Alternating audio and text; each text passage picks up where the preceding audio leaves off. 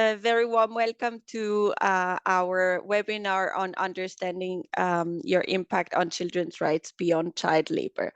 My name is Alice Harbach-Forel and I'm the head of programs at the UN Global Compact Network Switzerland and Liechtenstein. It's my pleasure today to welcome you all to the fourth and last webinar of our joint deep dive series on combating child labor. Sandra, you can maybe, thank you so much. So we have had already 3 webinars in this deep dive series. Just maybe as an information, all these webinars have been recorded. So these recordings are available on our website. And will be made available to you as well if you need. So this series has been mandated by SECO and is implemented by Save the Children Switzerland in collaboration with us, the UN Global Compact Network Switzerland and Liechtenstein. Today we have the pleasure to have UNICEF Switzerland and Liechtenstein as guest speakers. Before we start, please allow me to repeat our housekeeping rules. So the webinar is recorded. Slides as well as the recording will be made available after the webinar. And we ask you to please remain muted during the webinar, except of course, if you have something to say that is very urgent. And please use the chat question if you have the chat function if you have questions, so that we can then at the end of the webinar take your question one after the other together with our speakers. So today with you and with us, we have Sandra Groth. She's Corporate Partnership Manager, Child Rights and Business at Save the Children Switzerland. Deborah Schmiediger, she's Senior Expert, Child Rights and Business, Child Labor at Save the Children Switzerland as well. And as said, we have guest speakers from UNICEF, Linda de Florin Carrer, Senior Manager, Children's Rights and Business at UNICEF Switzerland and Liechtenstein, and Andrea Goemann, as well, Senior Manager, Children's Rights and Business at UNICEF Switzerland and Liechtenstein. So a warm welcome to you as well. Thank you so much for being with us today and for your engagement for this webinar. Our agenda today will be as follows. So we will start with a general introduction about what are children's rights. This will be done by Sandra, and then we will speak about child rights impacts along the value chain and look how children's rights do play their part and how they are important along a full value chain, with Linda de Florin Carrer, Andrea Goemann, and Deborah Schmiediger. And then we will have some conclusions and wrap up by Sandra, and we will have the pleasure to have Céline Brugger from SECO to make a few remarks and give an outlook into SECO's plans for the future. And then we will have a Q&A discussion. So please feel free to put all your questions in the chat as they come, so that you still have them in mind or on the screen when it's time for Q&A. Yes, we very much look forward to your engagement as well, your questions, your experience, your comments. And with that, I would like to hand over to Sandra and wish you all a very good webinar. Thank you, Alice. A warm welcome also from my side. It's my pleasure to now have finally reached the last and first webinar out of our deep dive webinar series. I would love to give you as a background a bit of a general introduction into what children's rights are. So a very brief look into the history. Starting in the industrial time in the early 20th century, children didn't have specific rights yet. They usually were just working alongside adults under often very unsanitary and unsafe conditions. But recognition was growing that this is injustice and that children have specific developmental needs and needs to be stronger protected. So in 1924, the League of Nations adopted the Geneva Declaration on the Rights of the Child, for the first time addressing the specific needs of children.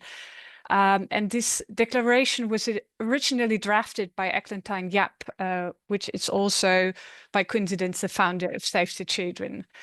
In 1948, then the United Nations General Assembly passed the Universal Declaration of Human Rights, which also entailed an article specifically on mothers and children and their special needs.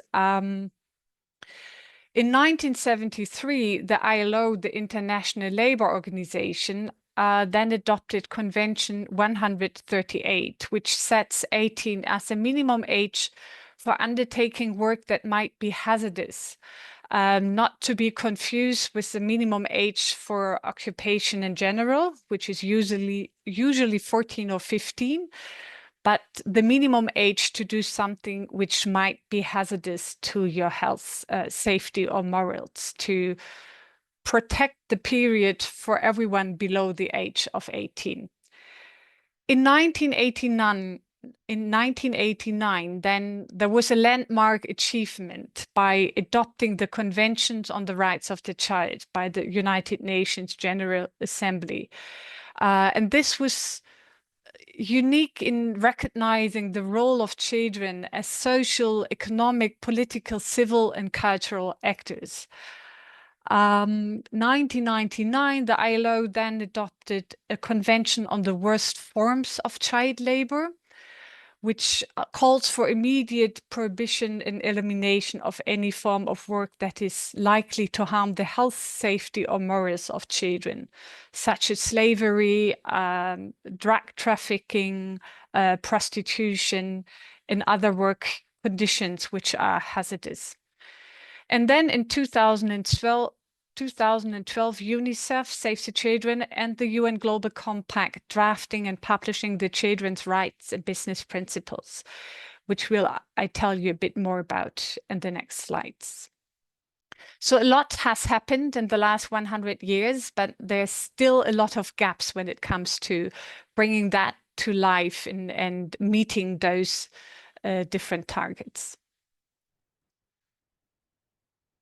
The 1989 UN Convention on the Rights of the Child is an international legal framework that was created to protect and fulfill the rights of every child. And it contains a transformative idea because before that, children were kind of possessions or just adults in training. But with the UN Convention, it was accepted that they are individuals with their own rights and specific needs. The UN Convention defines childhood as a distinct, protected phase of life lasting until the age of 18. And within this time, children must be allowed to grow, to learn, to play, to develop, and flourish with dignity. It is the most widely ratified human rights treaty in history and played a key role in improving and transforming the lives of children worldwide. And it acts as a reference for many of the human rights due diligence relevant regulations. There are some core principles out of the 54 you can see on the right-hand side. For example, Article 2 on non-discrimination, Article 3 on keeping the best interests of the child in mind, or Article 6, the right to life, survival, and development. You will also find Article 32 on the protection from harmful work, which might be the most relevant when it comes to child labor. But as we have also discussed already, I think in the 2023 webinar series, child labor also affects the right to education, the right to play, the protection from violence. So many more child rights are affected than the Article 32. The Children's Rights and Business Principles were developed in 2012, based on the realization that white children are often the most vulnerable stakeholder groups affected by business activities. They are not sufficiently considered in existing corporate social responsibility frameworks. So it's meant to be a comprehensive framework to understand and address the impact of business on the rights and well-being of children. Split in two different parts, the policy part in the middle, the workplace, the marketplace, and the community and environment. It's supposed to highlight the diversity of ways in which businesses affect children, going far beyond the issue of child labor, which you find under article or business principle 2. And highlighting in 2022, at the 10th anniversary of the Children's Rights and Business Principle, there was a study conducted by the UN Global Compact Network, Switzerland and Liechtenstein, and UNICEF, evaluating the status of implementation in the Swiss business sector. So highly encouraged to have a look into that and see what your peer companies think about the Children's Rights and Business Principles. Having a deeper look into it, these principles distinguish between the corporate responsibility to respect, so to avoid any infringement of children's rights and addressing any adverse impact, and the corporate commitment to support. So what additional activities companies could seek to advance children's rights through core business operations, social investments, and other things.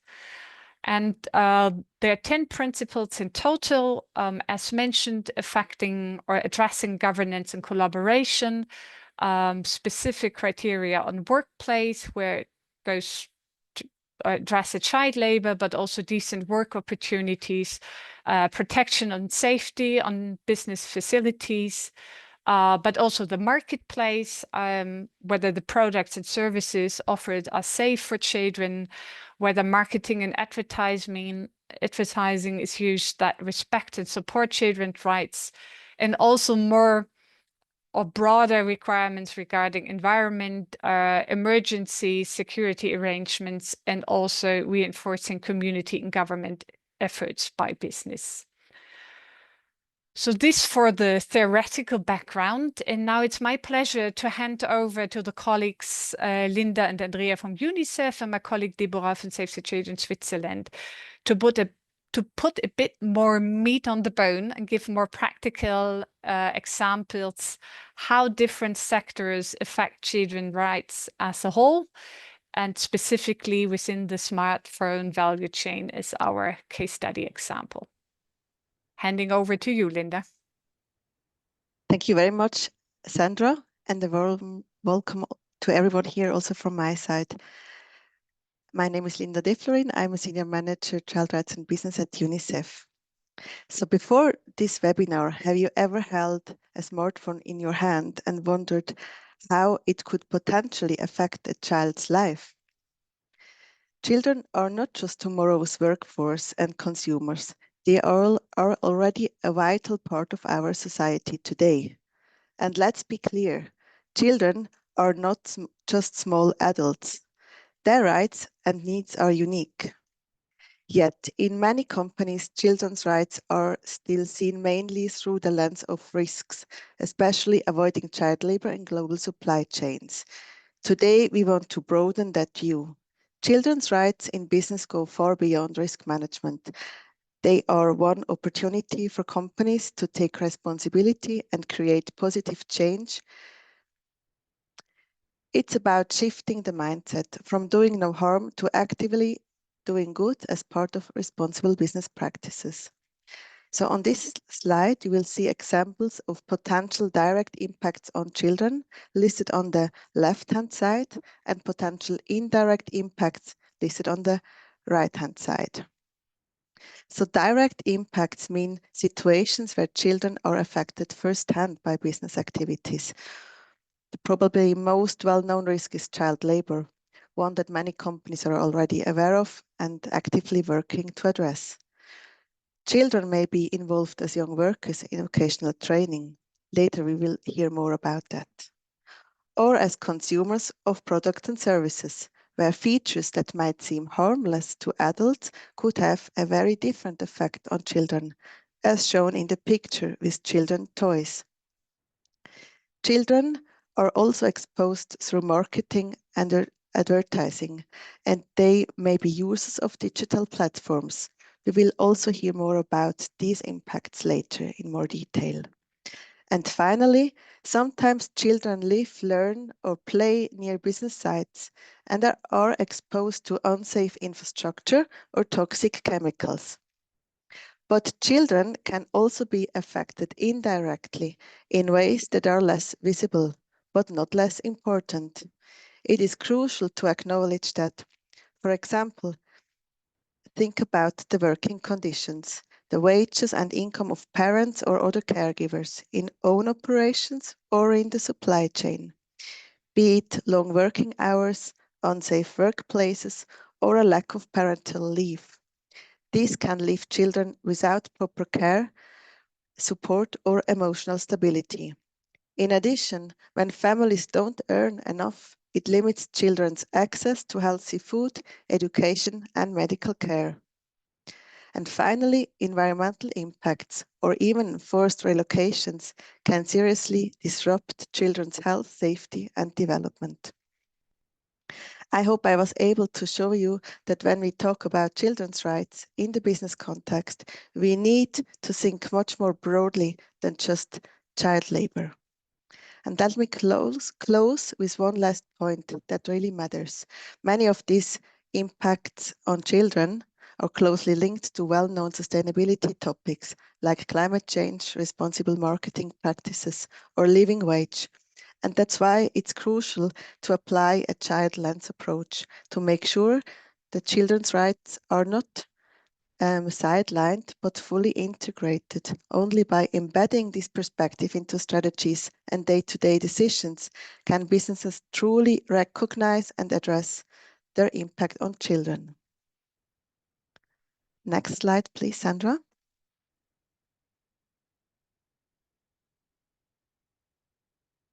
Thank you. So why do the actions of an agricultural company differ so fundamentally from those on a financial institution when it comes to children's rights? And why does this matter? Business impacts on children vary by sector. So each industry faces its own set of risks and opportunities. Thus, companies in different industries need to address very different issues.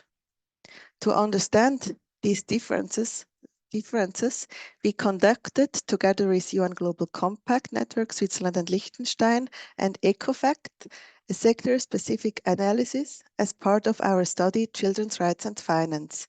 We examined the positive and negative impacts on children and whether they occur directly or indirectly.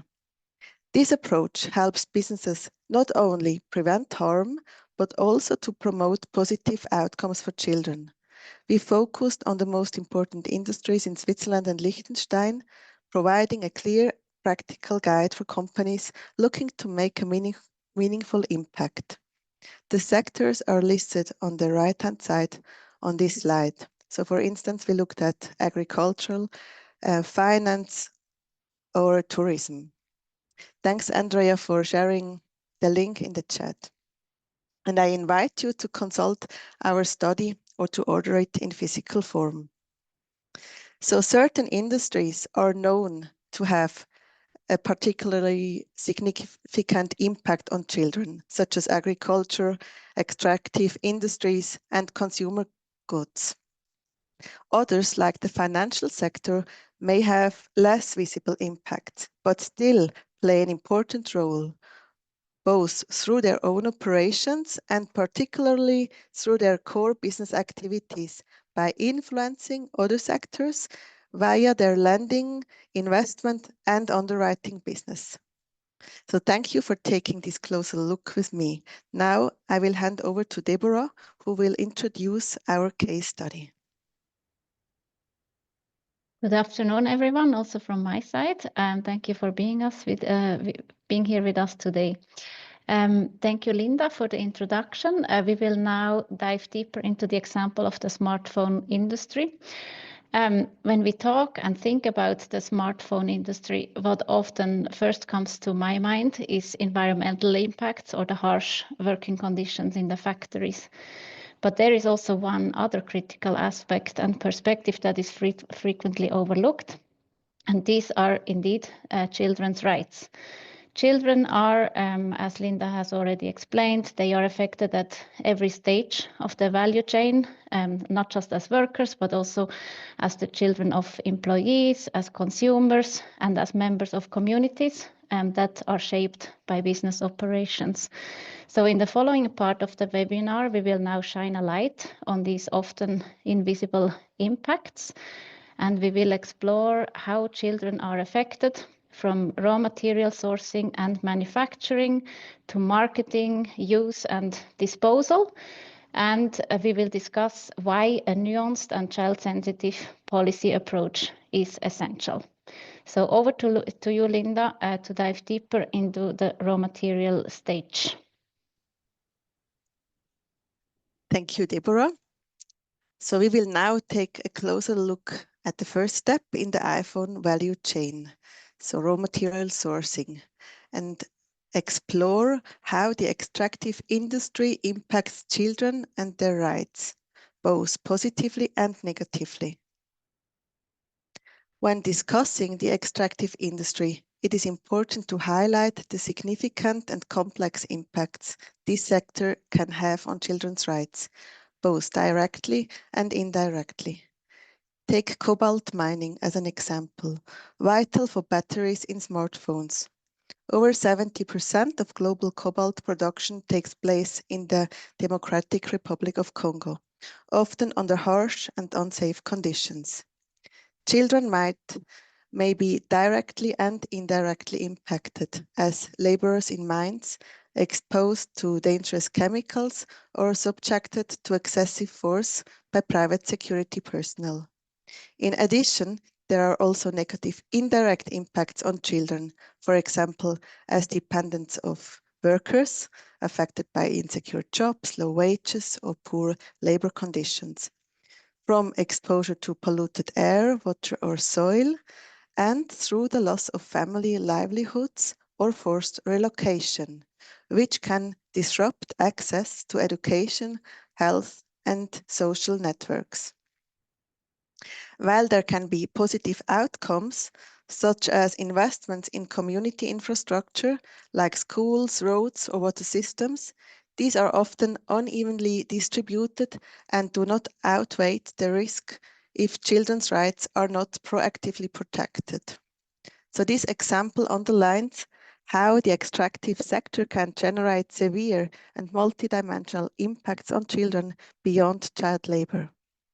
To make this topic more concrete, we will now take a closer look at the extractive sector, focusing on the issue of forced relocation in the context of a fictional case study about a cobalt mining company operating in the Democratic Republic of Congo. Next slide, please. So when we think about human and children's rights violations in the extractive or any other sector, what is the role of financial institutions, including banks, asset managers, and insurance companies? And how much responsibility do they bear when their investments, loans, or insurances are linked to or even contribute to adverse impacts on children? So this fictional case study, drawn from our recent publication, Children's Rights and Finance, illustrates exactly that. So in the case, it's a Swiss asset manager and its Luxembourg subsidiary, and they manage a clean transition fund. So investing in private companies that support low carbon technologies. One investment of the fund is a cobalt mining company in the Democratic Republic of Congo. So the fund in this fictional case holds a 5% stake, attracted by the company's promise to operate ethically and responsibly. Now, what's the problem? Just some months later, the company begins to displace 30 families, including children, from their homes to make way for mining. The main criticism was that families were relocated without consultation, adequate compensation, or access to basic services like housing, healthcare, or schooling. Now, should the fund sell its shares and walk away, or take responsibility and engage with the mining company, aiming for potential positive outcomes for children? So in our fictional case study, the fund responds by engaging with the cobalt mining company and setting conditions. So if these conditions are not met, the fund would immediately withdraw its investment. First, the fund demands an immediate stop of the displacement. And second, the fund calls for a proper resettlement plan that meets families' needs and respects children's rights to remediate the harm. So the point here is, yes, financial institutions could potentially be linked to adverse impacts on children. But, and this is key, financial actors also have the leverage to influence companies of the real economy through engagement and improve outcomes for children. In this case, the fund uses its influence to push the mining company for responsible business and better protection of children's rights. I hope this fictional case helped to illustrate how various actors in the financial industry, or how various actors in the financial sector could be linked to both the risks and responsibilities surrounding children's rights.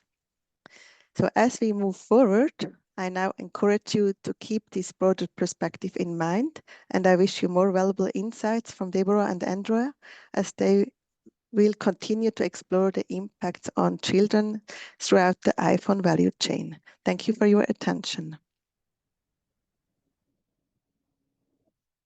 Smartphone manufacturing is a complex process, and as we examine the labor practices in this sector, it's also important to take a closer look at how we define actually child labor, who might be involved in the production of a smartphone.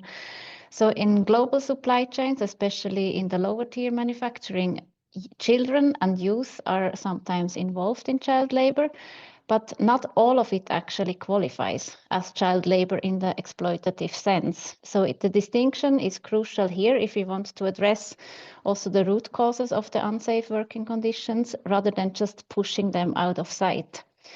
So it's important to distinguish child work from child labor.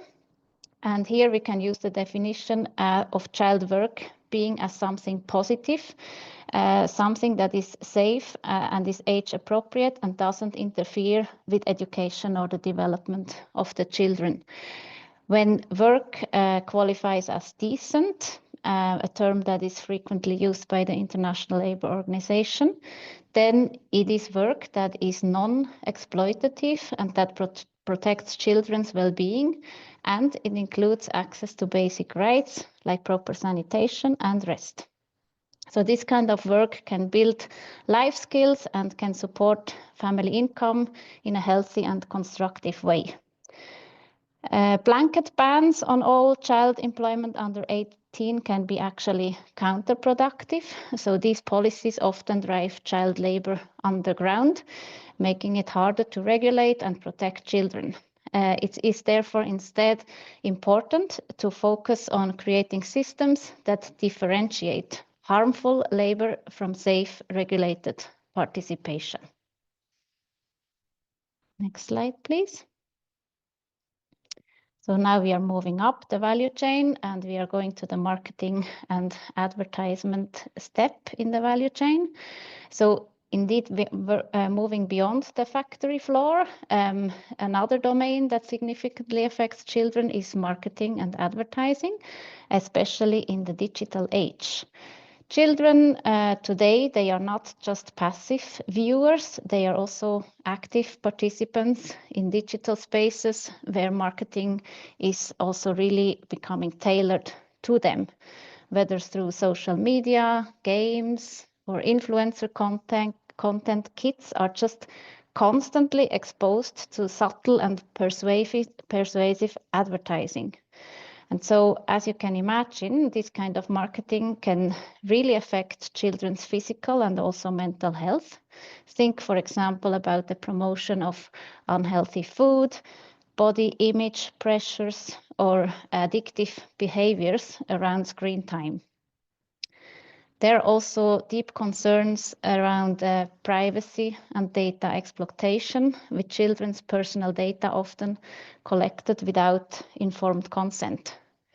But children can also be economically exploited by marketing that, for example, manipulates their inexperience and encourages them to really make some purchases that really impact the household buying.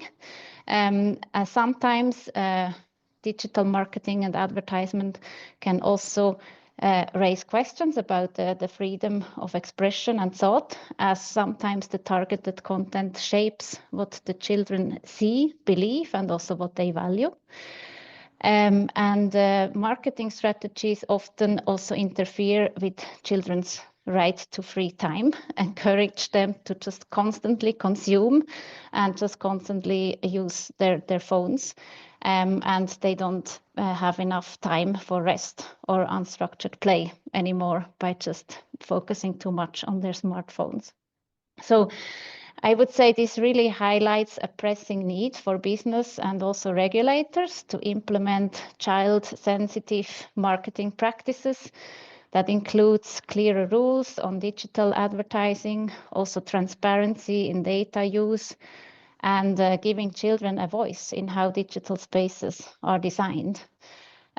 So with this, I'm now handing over to Andrea to also shed some light on the children's impacts at the usage stage of the value chain. Thank you. Over to you, Andrea. Yeah, good afternoon, everyone. And thank you, Deborah, for highlighting the impacts of marketing and advertising, including references to the digital space. Now, I'd like to focus on the aspect of digital safety for children. In the next 2 slides, we'll explore how digital technologies are shaping childhood and what that means for both the opportunities and the risks children face online. This isn't just a distant issue hidden deep in a global supply chain. It's something that directly affects children here, as users, consumers, and future digital citizens. The question is, how are companies here in Switzerland and Liechtenstein responsible for protecting children's rights in the digital space? As shown in the graph on the right side, there are approximately 4.88 billion smartphone users worldwide in 2024, and this number is expected to continue to rise. Children make up an estimated 1/3 of all internet users globally. This shows how present children are in the digital world. As we look at the evolving landscape of childhood, it's clear digital technology is increasingly transforming the way children grow, learn, and connect. The potential for positive impact is enormous. Children can benefit from access to quality education, opportunities for play and creativity, better access to information, and ways to make their voices heard. There are fundamental rights that digital tools can help uphold if used responsibly. But there are also risks. The internet is an open, often unregulated space. It doesn't distinguish between a child and an adult user. That makes children particularly vulnerable. So the challenge is twofold: to ensure that all children can benefit from digital inclusion while also protecting them from harm. The digital world isn't specifically mentioned in the UN Convention on the Rights of the Child, as it was adopted back in 1989, way before the internet became part of everyday life. Still, the rights outlined in the convention absolutely apply online too. Also, the children's rights and business principles, which Sandra has presented earlier, are relevant for the digital sector. So let's talk about some of the biggest impacts for children in the technology and communication industry. As Linda has outlined earlier, the impacts can be differentiated between direct and indirect, as well as negative and positive impacts. When we think about child rights in the digital space, we focus on the impacts here within the dotted red line on the left side. First, we have exposure to mental harms from communication technologies. There are growing concerns around how digital communication impacts children's mental health. For example, constant screen time, especially on social media, can increase anxiety, depression, and disrupt sleep. Then there is the issue of product marketing targeting children, which Deborah has assessed in the previous slide. Next, we have also the issue of privacy.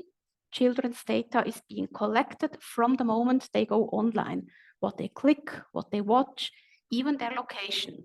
So data and privacy breaches, along with online behavior tracking, can also have direct negative impacts. As noted earlier, technology and communication services offer also benefits, significant benefits, and that's the last point here under the direct impacts. With that, I would go to the next slide.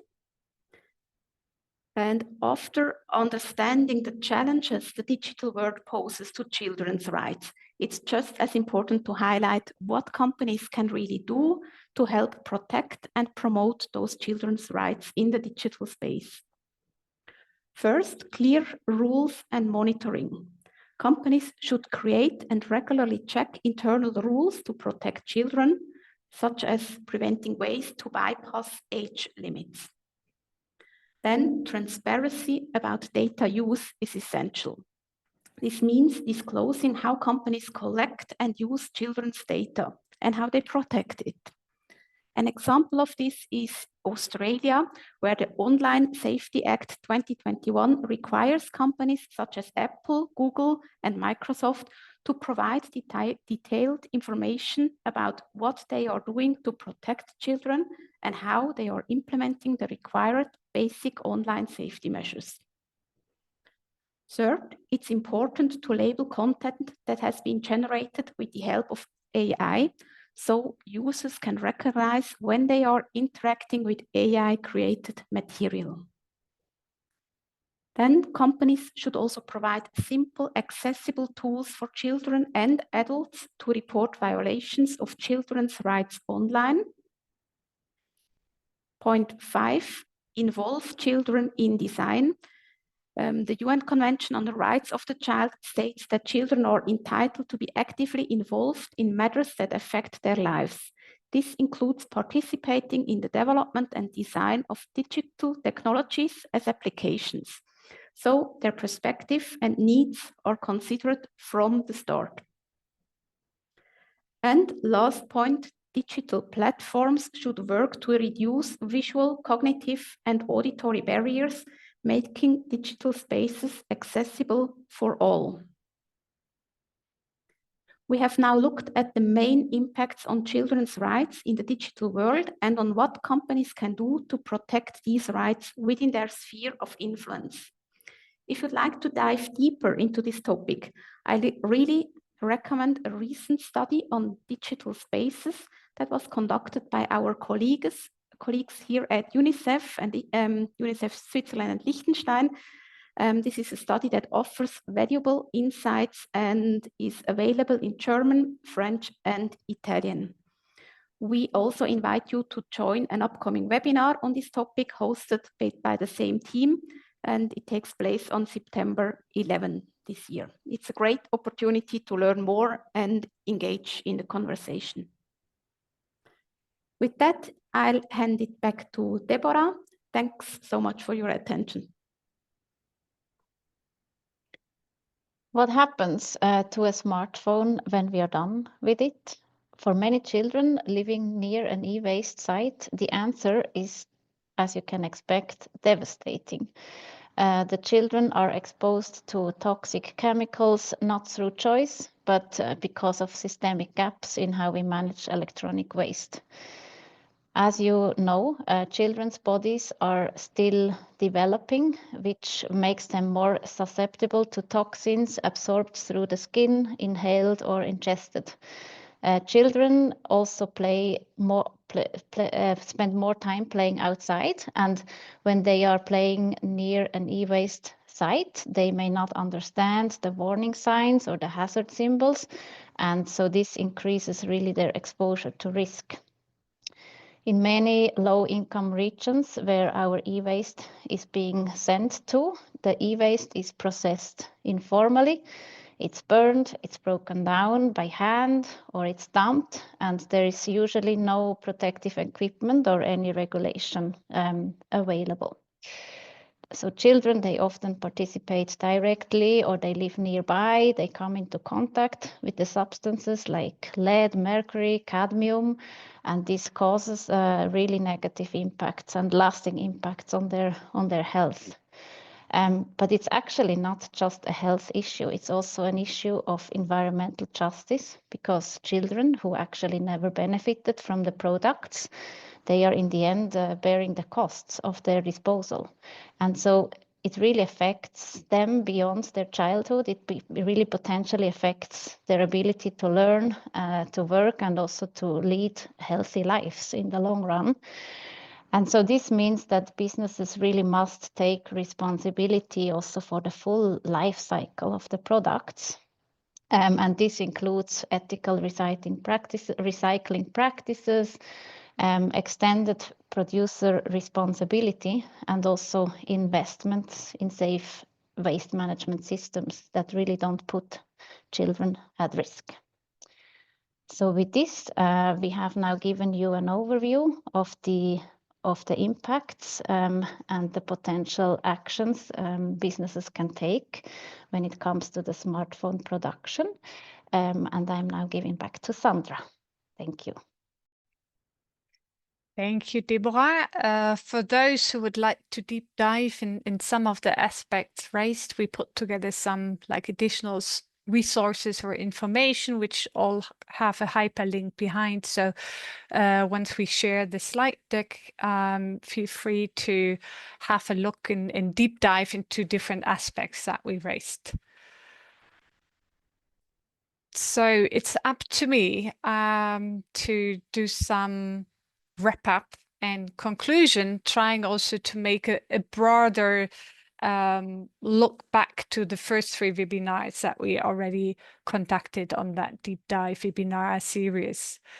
A very quick summary that I won't go into detail now, but feel free to read through the slide deck once you receive it. And as mentioned by Alice in the very beginning, there are recordings available of all the previous webinars. There was one on risk assessment, one on the issue of stakeholder engagement, grievance mechanism and remediation, and the one of today on children's rights beyond child labor. And there was a kind of cross-cutting theme over all 4 webinars, highlighting the need for more holistic approaches. So the need to combine policies, practices, but also engagement with communities. And not only stop at identifying risk and doing just another risk assessment, but trying to mitigating this risk and also put emphasis on remediation if existing child rights violations have been identified. We think it's crucial to involve children and hear the children's voices, to put this child rights lens onto the activities as emphasized by all of us. And having a strong human rights due diligence is the foundation to set up an effective child rights program. The key takeaways, looking back also on the other 3 webinars, it's essential to have a comprehensive human rights due diligence system, but there's still room for improvement. It's still evolving. And while more and more companies are adopting these frameworks, child rights are often very narrowly interpreted as child labor only. But it goes far beyond. And it's crucial to go beyond solely compliance focus, but integrating child-specific concerns across the whole value chain. Keeping in mind that grievance mechanisms are unfortunately largely ineffective for children. Existing grievance mechanisms are rarely used by children itself. There are several barriers that we also looked into in the respective webinar. It might be lack of awareness, inaccessibility when it comes to the language or location of the grievance mechanism, or simply mistrust on the a lack of trust into the mechanism. So operational grievance mechanism should be redesigned with the children's participation in mind, being more informal, localized, inclusive, and responsive to children's needs. Remediation. Having a proper remediation mechanism requires a systemic, context-responsive action. They should be tailored, they should be timely, they should be locally anchored. And that goes beyond just a financial compensation. And it's important to keep in mind that children's rights violations often stem from interconnected root causes, whether it's poverty, the situation of migrants, a lack of childcare, or a lack of access to education, or poor labor protections of the parents and caretakers. And all this needs to be kept in mind when setting up effective remediation mechanism. And again, child participation and children's voices are critical to reach impact. Their perspective is often missing in corporate policies and practices. So we strongly encourage companies to put children's voice at the core in designing and evaluating initiatives to ensure that your engagement is meaningful, age appropriate, and also ongoing and not a one-time event. So concluding the webinar, I think, or hopefully we could point out that addressing child labor and other child rights risk in global supply chain, it is a complex task. It requires a holistic approach.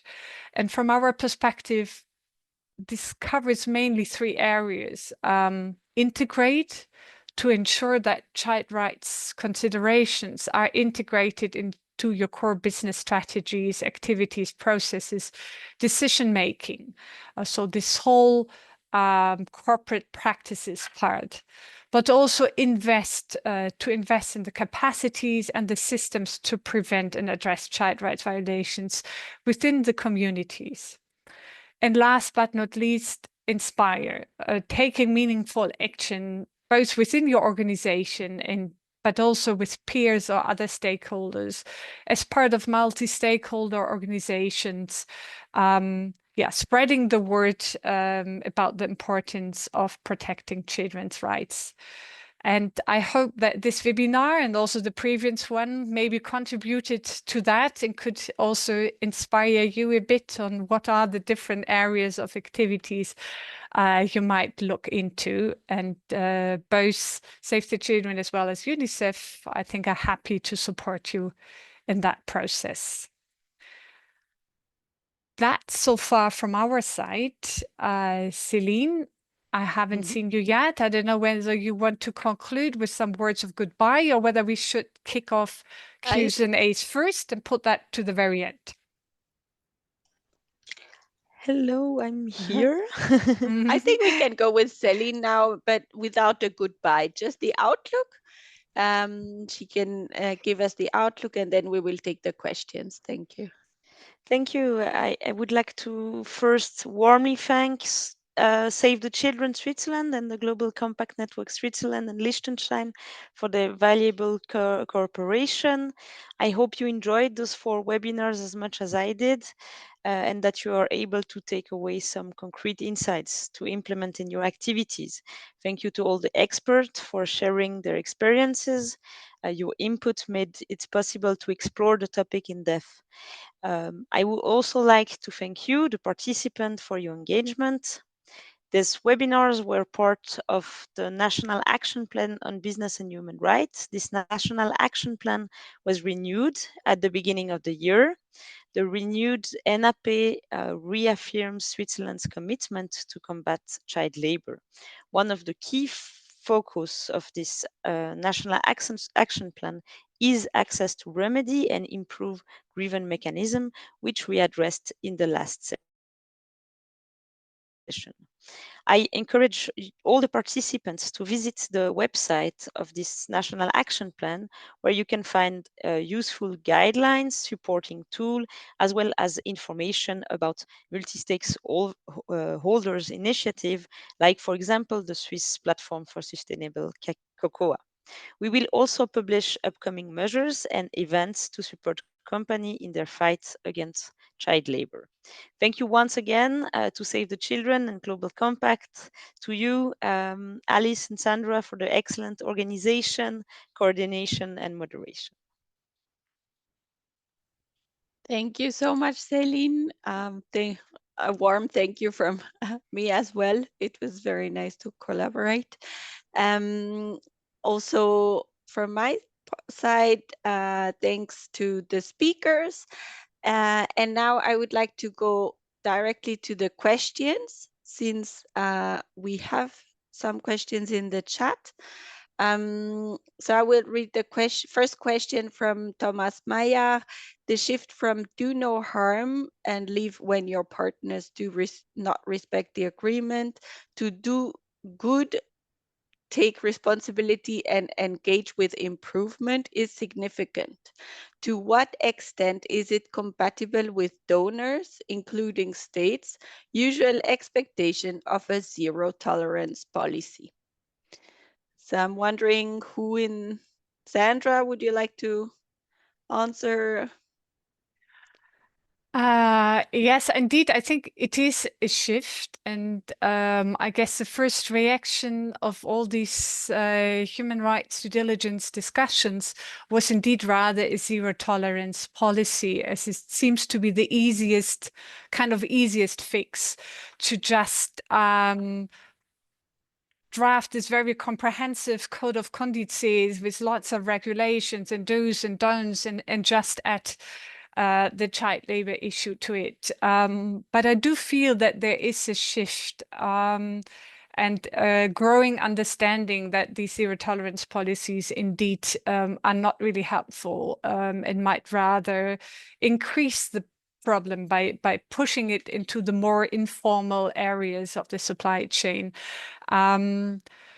So I guess we have to live with the situation that it still might need time that this shift reaches everyone and this awareness is raised. And I think there are many stakeholders contributing towards raising awareness on that, including arts and other NGOs. But yeah, we might still face donors, as mentioned, that do persist on having a zero tolerance policy. But from a child rights organization perspective, this is not going to solve the issue. Thank you, Sandra. Anyone wants to add something? No. So I hope this answered to your question, Thomas. Now we have a question from Anya. In terms of how companies can act on the realization of children's rights, do you know of any multi-stakeholder engagement supporting the realization of children's rights companies can join and would indicate that they actively engage on the topic? Do you know one such engagement opportunity or organization? Let me start and maybe someone can contribute. As far as I know, unfortunately, there's not this one multi-stakeholder organization. It's a good idea. Maybe we should start one, because most multi-stakeholder organizations are focusing on a specific sector, whether it's cocoa, whether it's coffee, whether it's gold, whether it's textiles. And so it might have a quite strong focus on the joint supply chain within that sector. But I'm happy to think about it, and if we should come up with a good advice on who to address, we are happy to share it with the slides and follow up on the webinar. But maybe, I don't know, the colleagues from UNICEF, are you aware of the one fixed solution, multi-stakeholder organization we can recommend? Well, thank you very much, Sandra. We have said actually the same thing. It's, yeah. Can you put Maybe your this mic, would be, Linda? Your microphone? Oh, yeah. is it good? Yeah. Yes. Thank you, Sandra. I wanted to say, and I would have done the same answer, and I don't know any other one, but maybe we should think about it, and maybe that's a good idea that we can, a good takeaway from today for us. Thank you. Regarding child labor, there is the ILO child labor platform. That is one platform, and the Swiss government is also supporting or at least collaborating with it. And I think the ILO child labor platform, well, it's also a very good multi-stakeholder and multi-sectoral platform to engage. But as in the title of the initiative, it's on child labor and not child rights. But yeah, that's maybe something you could have a look at. And then the next question was from Anya. Next to the Global Child Forum benchmark, is there any other benchmark or way to check how companies are integrating the CRBP commitment into their business? So Again, did Save the happy to- Children, yeah. Again, happy to start. I also would have pointed out the Global Child Forum as they do benchmarks on different sectors, comparing company performances. It might be worth also looking into the 10th anniversary report on the children's rights and business principles, called Charting the Course. It's also linked in the slide deck, which gives examples and case studies of company activities in all the different children's rights and business principles, as well as this Swiss-focused survey done by the Global Compact and UNICEF in 2022, specifically on the Swiss market. Yeah. There are also sectoral benchmarks. For example, in COCO, there's one of the slavery-free that looks at not only the child rights, obviously, but it includes also a focus on child rights. And so, yeah, it depends a bit also on the sector.